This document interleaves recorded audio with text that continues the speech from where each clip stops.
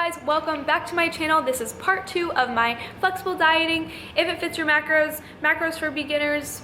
I've already done this whole spiel before, so I will link that first video in the description box or across the screen. I don't know how YouTubers do that, but I'm gonna figure it out. It's gonna be across the screen, a little box, so you can be like, oh, I gotta watch that first before I watch this one.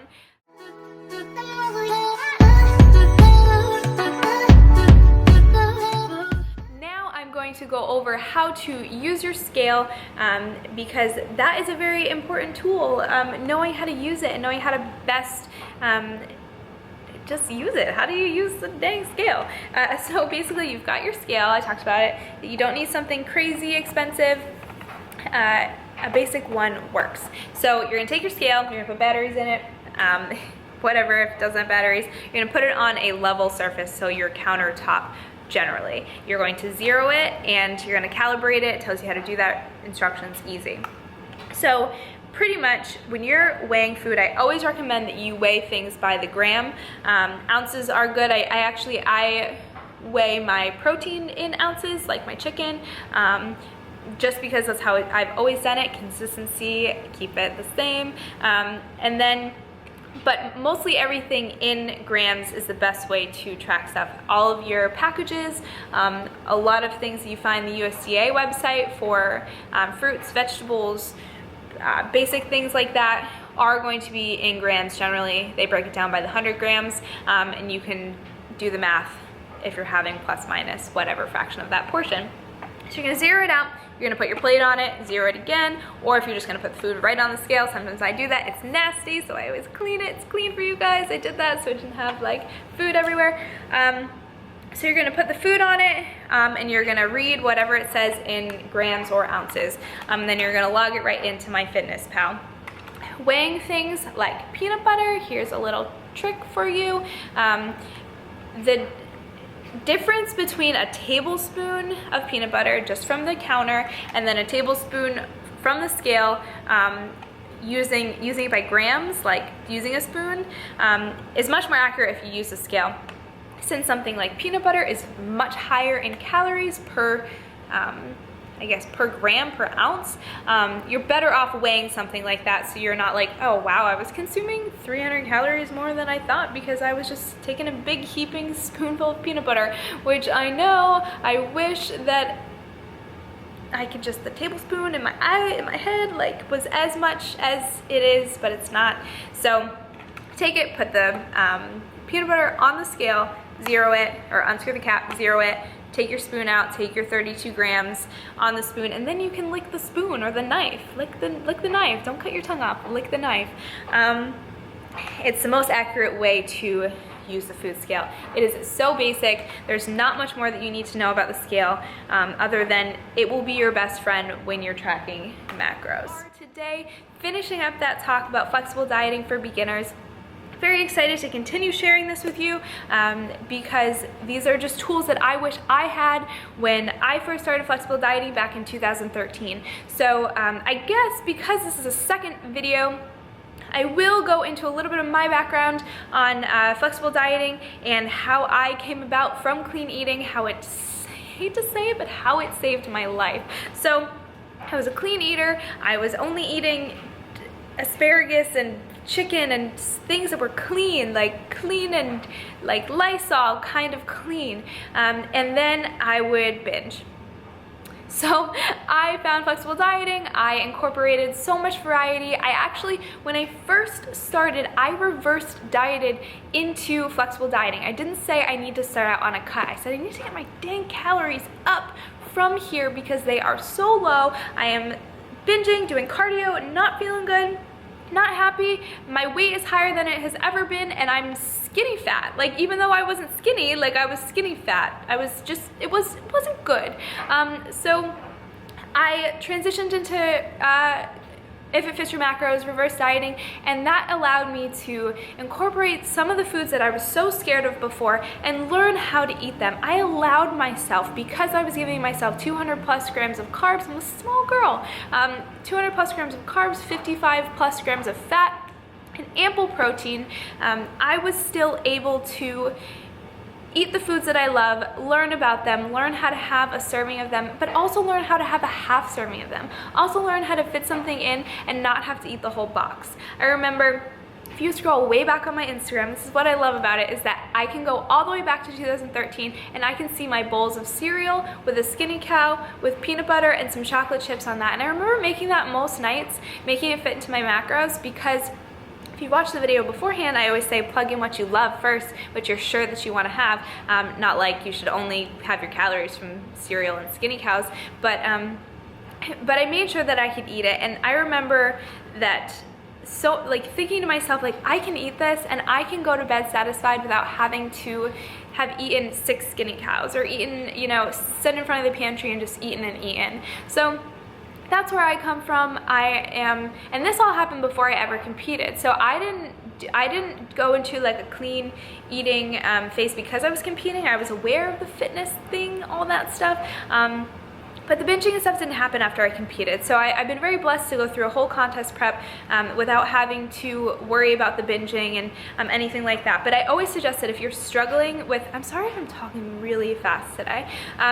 If you're struggling with binging and clean eating, start a reverse diet. Don't worry so much about gaining fat. Do it controlled. Yes, you will gain fat. You can't gain muscle without fat as a natural person, and the majority of you don't want to be taking drugs. I don't suggest it.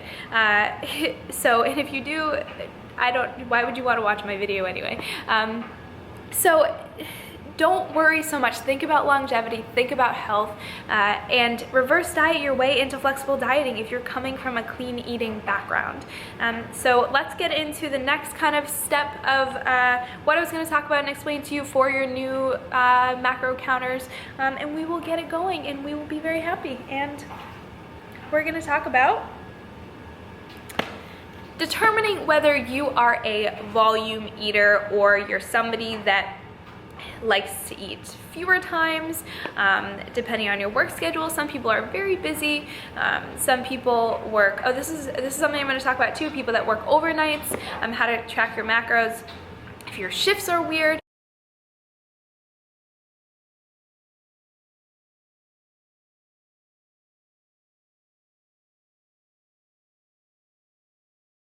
But determine whether you like to eat more frequently, or you like to space out, have 3 big meals and maybe a protein bar in between. If you're a volume eater, you're most likely going to be having a lot more vegetables, a lot of just voluminous foods, which, for example, like spinach, there's like 20 calories per like 2 cups, which is like 85 grams of spinach, and so it's like 5 grams of carbs for 3 grams of carbs for 85 grams of spinach. When you do macros, you start to like think about these things and you know how many carbs or protein, whatever, are in certain foods. So this is like how much spinach you would get to have for 3 grams of carbs. 3 grams of carbs from a like Skittle pack would be like 3 Skittles. So that's probably a bad example, but you have to determine whether you would rather eat very lots of food for little calories or more calorie dense foods, and this all goes back to whether what you prefer, how you run. I'm a volume eater. I could eat like this much food, like so much food, and still want to eat more, and it generally helps if you are in the dieting phase.